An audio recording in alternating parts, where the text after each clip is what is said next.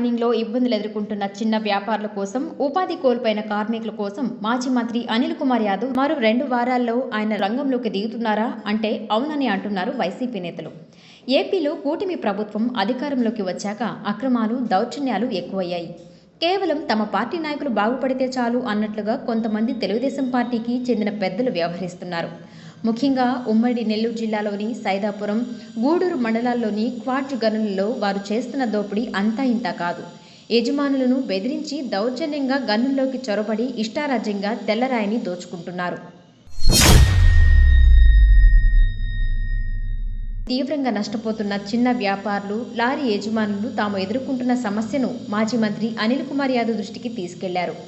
దీంతో వారి తరపున పోరాడి వారి హక్కులను సాధించి పెట్టేందుకు మాజీ మంత్రి అనిల్ కుమార్ యాదవ్ స్థానిక వైసీపీ నేతలతో కలిసి రంగంలోకి దిగి పెద్ద ఎత్తున పోరాటం చేయబోతున్నారని విశ్వసనీయ వర్గాల నుంచి వచ్చిన సమాచారం.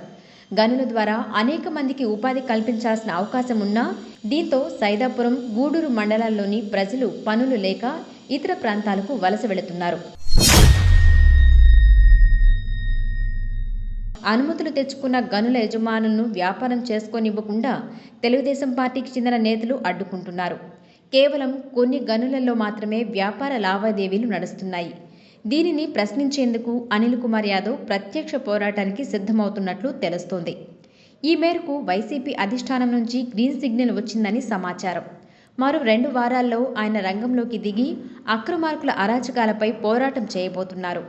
గతంలో క్వార్ట్జ్ మైనింగ్ విషయంలో ఆయనపై ఉన్న ఆరోపణలు సైతం ఈ పోరాటంతో పటాపంచలవుతాయని రాజకీయ నిపుణులు భావిస్తున్నారు.